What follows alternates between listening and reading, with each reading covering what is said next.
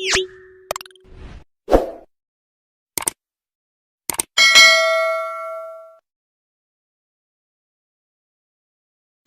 guys, dahil mayroon na birthday celebration ngayong August, so anim na managers ngayon na may birthday. So yan, nag-share sila para makabili ng litson.